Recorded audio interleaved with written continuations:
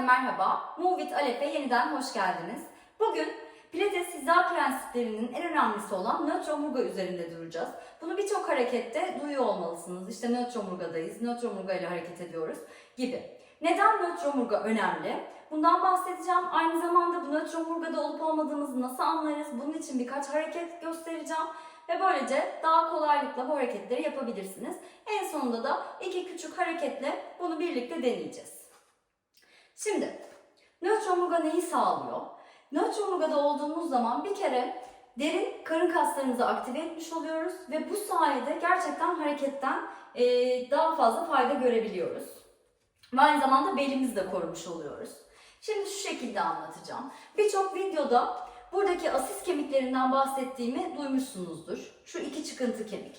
Şimdi ellerimiz burada. Ve arkada bir kuyruğum olduğunu düşünüyorum. Ve kuyruğumu tavana doğru gösteriyorum. Şu şekilde.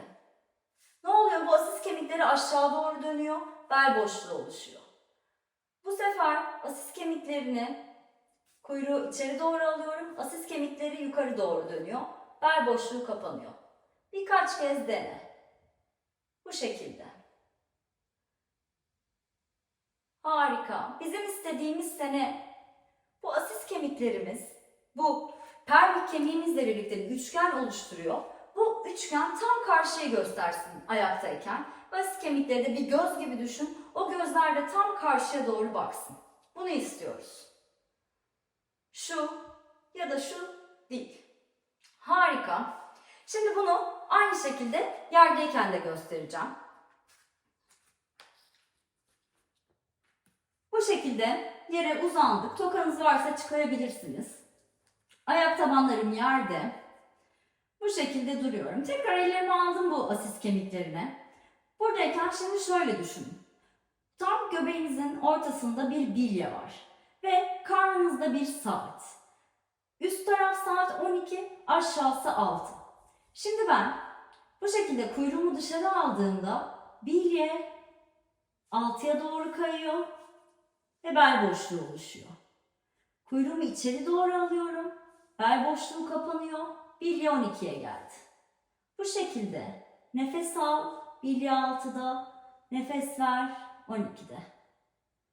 Ve kaburgalarının da bu şekilde flare açılmamasına özen göster. Nefes aldım, bilye 6'ya gitti. Nefes verdim 12'de. Kendi ritminde bunu birkaç kez dene. Harika. Bizim istediğimiz nötr omurga ne? Demin bahsettiğim o pubik üçgenli, pelvis üçgeni yani tam şu anda tavanı gösteriyor. Benim bu asis kemiklerim ne ileriye doğru dönüyor ne bana doğru, yüzüme doğru dönüyor. Ne böyle bir bel boşluğum var ne tamamen mata yapışmış bir haldeyim. Bunu nasıl anlayabiliriz dediğim gibi? Bu asis kemiklerimiz birer göz ve bu şekilde tavanı gösteriyor. Şimdi buradayken bunu koruyarak böyle bacaklarımı birer birer kaldırıyorum. Dizler bükülü yine. Dizler kalçaların üstünde tabletop'tayım. Bu şekilde.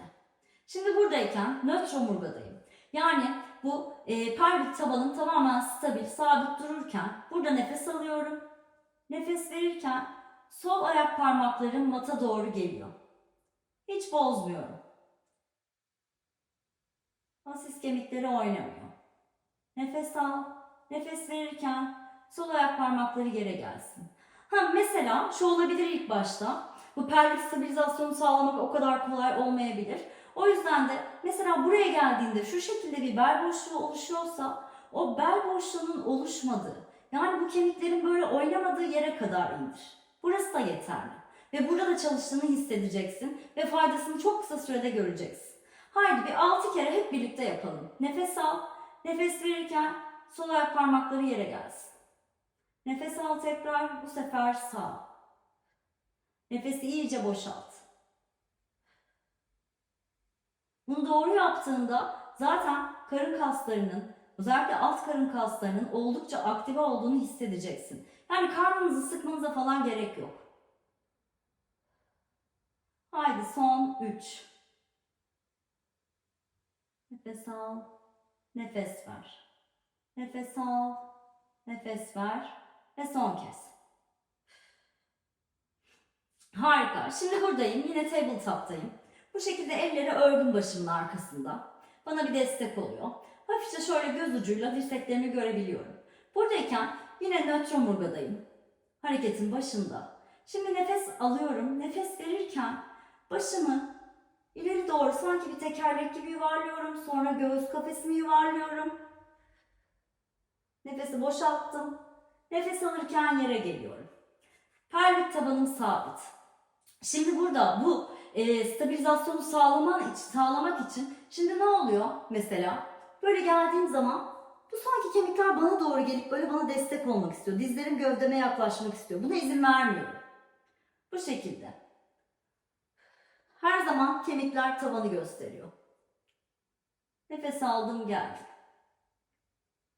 Nefes ver. Nefes al. Kaburgaların açılmasına izin verme. Karın aktif. Burada ne oluyor? Ben yukarı kalktığımda belim iyice mata doğru yapışmak istiyor. O zaman ne yapıyorum?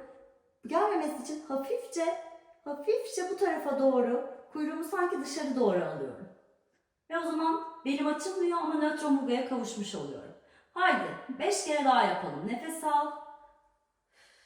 Nefes ver. Nefes al. Nefes verirken boşalt. Kaburgalar açılmıyor.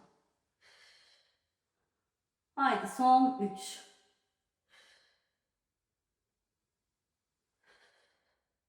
Eğer bu şekilde tabletop'ta zorlanıyorsan ayakların yerde de bunu bu şekilde deneyebilirsin. İlk başta belki daha rahat olacak. Haydi böyle de yapalım bir 6 kez. Nefes al. Nefes verirken yüksel.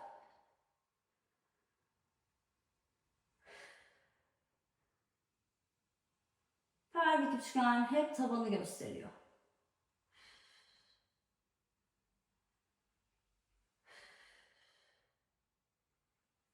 Ellerin kaburgalarda da olabilir. Bakışlar ileriye doğru geliyor. Boynu da sıkıştırmıyorsun. Son 2. Ve son kez. Harika.